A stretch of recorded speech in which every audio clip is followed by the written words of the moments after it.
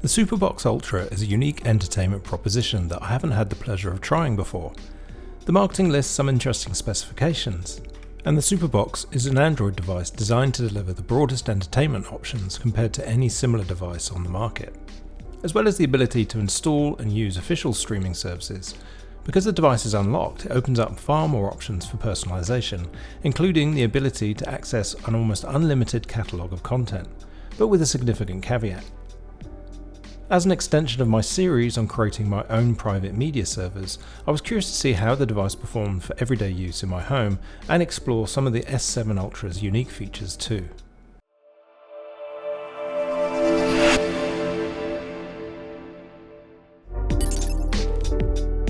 SuperBox reached out to me to ask if I'd like to check out their SuperBox S7 Ultra.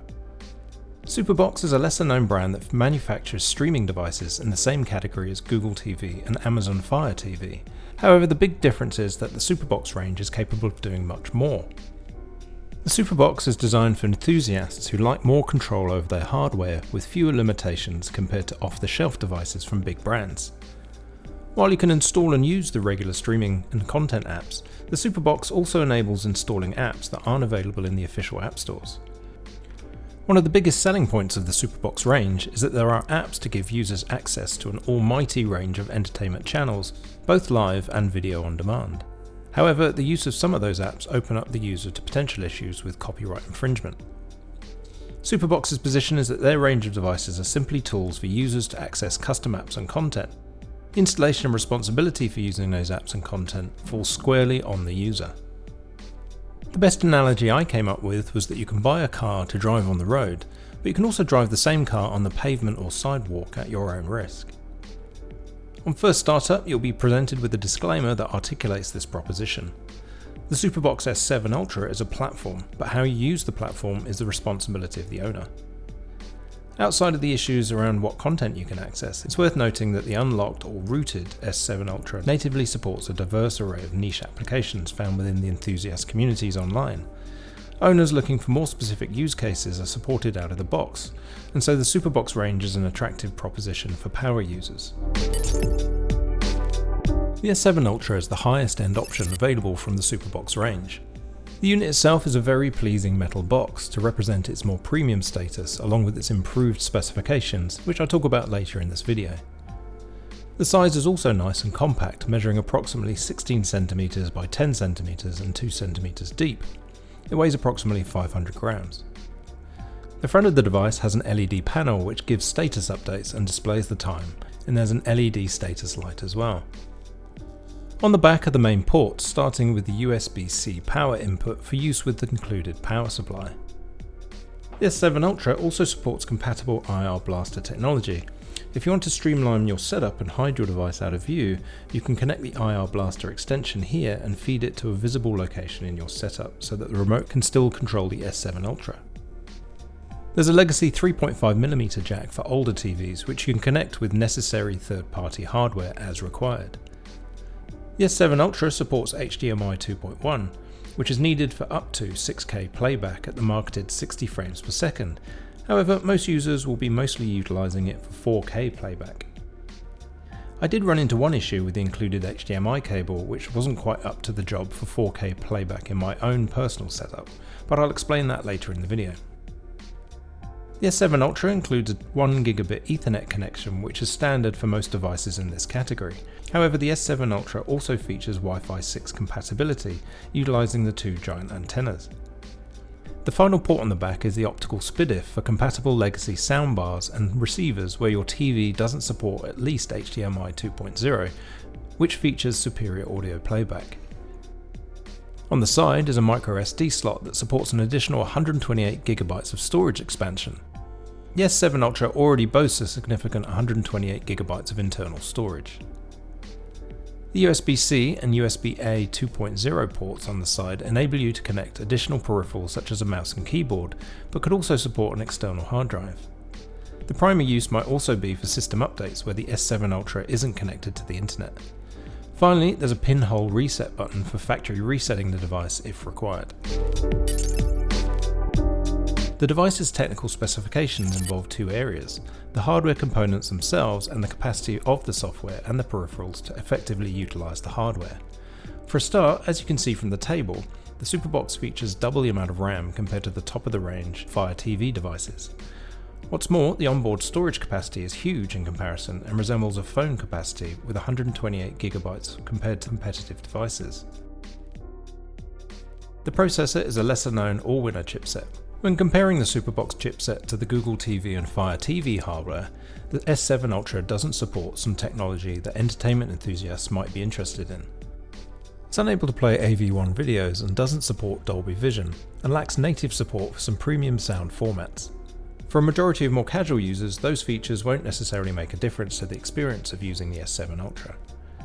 The SuperBox S7 Ultra does support Wi-Fi 6 and includes a gigabit Ethernet port out of the box. By comparison, Google TV only supports Wi-Fi 5 along with a gigabit Ethernet port. However, the Fire TV supports Wi-Fi 6E as well as an included gigabit Ethernet port.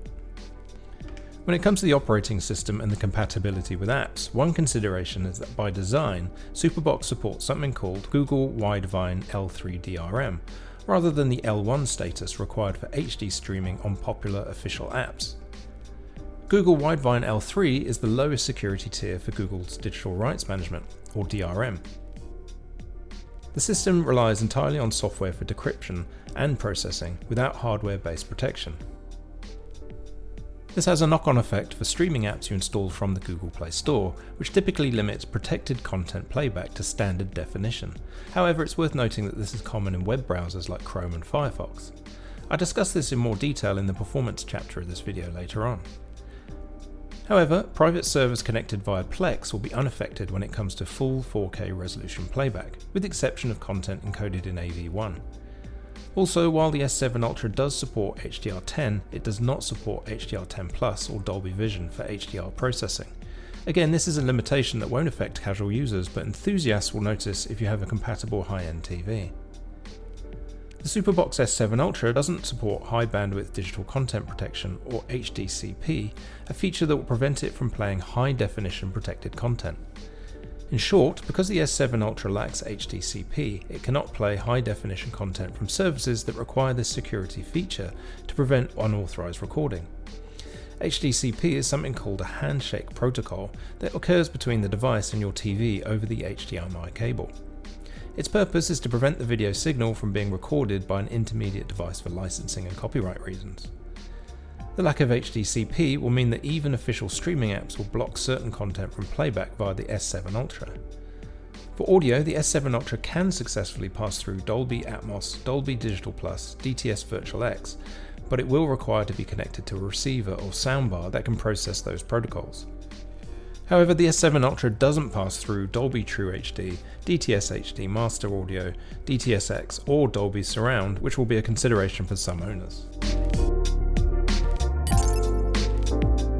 In terms of performance, the quick summary is the SuperBox S7 Ultra fulfills its main purpose of giving owners complete control over the hardware and the ability to access massive amounts of entertainment content. The S7 Ultra is a rooted or unlocked device, which gives enthusiasts the flexibility to install custom applications and explore features beyond the standard offerings. For the uninitiated, it should be pointed out that installing unverified apps from disreputable online sources can be risky. Apps from the Google Play Store are screened for malicious content. Apps available outside of the Google Play Store can potentially include malicious software that facilitates data theft, financial fraud, spyware, botnets, and ransomware. Users should take as much care as possible to verify the provenance of any side-loaded apps to avoid potential issues. The core offering of the SuperBox range is having unlimited access to more than 2,000 live TV channels and dozens of sources for video on demand, and it's mind-boggling. The content is split across different sources on the left-hand side and then broken out into genre, region, and year across the top. Cross-referencing both filters enables you to narrow your searches. For TV shows, the filters can include the season. While it's not a polished experience, the side-loaded apps are fast and responsive 90% of the time, punctuated with the odd hiccup due to buffering that requires restarting a stream. The 7-day time shift feature using the Blue TV app is a little clunky, but it works. You can pick any of the supported live TV channels and rewind up to 7 days to view content from the recent past. You'll just find rewinding and finding the exact time and day a little onerous. When it comes to delivering the highest quality experience, the S7 Ultra is somewhat lacking for different technical reasons mentioned earlier in the video. The device excels in offering users complete freedom over how they utilise and enjoy their entertainment media. However, this flexibility compromises performance. Official streaming apps are resolution limited or won't play certain types of content, and the device doesn't support the very latest HDR processing and audio technology. Going into detail, it's worth discussing the experience of using the S7 Ultra. The user interface is going to feel very familiar for anyone who already uses an Android-based smart TV, and even Apple TV users will find the user experience intuitive. I had no issues finding content and apps, and I didn't experience any lag or delays. The remote control design is also pleasing, with everything laid out as you'd expect. The backlit design for the premium S7 Ultra model is also a welcome addition for nighttime viewing, so you don't fumble to find the right buttons in the dark. The SuperBox only supports a few of the official streaming apps via the Google Play Store. Notable missing apps are Netflix and Disney+. Even then, YouTube and Prime TV do not completely operate as expected, with the 4K content limited to lower resolution playback on both apps. Plus, the HDMI hardware limitations are also responsible for the inability to play certain content from official apps for security reasons. YouTube is limited to a maximum resolution of 1440p, and I found that 4K content on Prime TV was 1080p or lower. Where I do get more use out of the SuperBox is using Plex and my own private media server. However, it requires hardware transcoding on my Plex server, or similar apps like Emby or Jellyfin, as the encoded files that include unsupported audio formats that the S7 Ultra can't use will stop playback. Even for Plex playback, it did require replacing the HDMI cables that came with the S7 Ultra for a better quality third-party HDMI cable for my own particular setup. Using the included HDMI cable, I experienced some display artifacts in the form of random pixelations that look like a glitter effect when watching my 1080p and 4K content via my Samsung TV. It was especially noticeable while watching 4K movies during darker or high contrast scenes. Once I replaced the cable with an inexpensive but higher quality option from Amazon, the artifacts disappeared. Even then, there are still limitations even when playing back my own content from my media server. 4K content encoded with HDR10 Plus and DTS HD is not supported, so the image and sound are not quite as good when using the S7 Ultra. For other users with different TVs and audio equipment, it should be noted that content encoded with Dolby Vision or Dolby True HD is also not supported. The S7 Ultra will default to HDR10 where compatible. Ultimately, the SuperBox S7 Ultra fulfills the promise of unbridled access to content if the end user decides to configure the device for playback using the Blue TV and Blue VOD apps. It's a device that will either sit alongside your other more advanced expensive playback equipment, or it's going to be your primary playback streaming device for more casual owners. The latter is especially true if you don't own the latest TVs and audio equipment that can utilise the missing technology, support and features. Thank you for watching, and as always, it would be great if you were to like this video and subscribe to my channel for more content on personal technology and the connected home.